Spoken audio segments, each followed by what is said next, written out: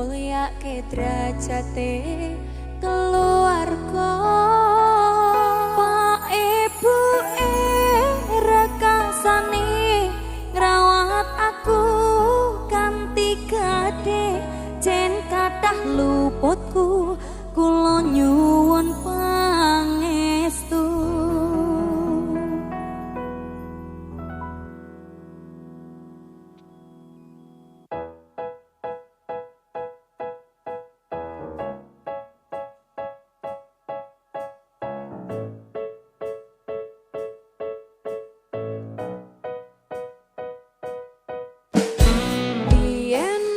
omahku gedhek trocoh yen udan bledek bapak kerja yen mung ana proyek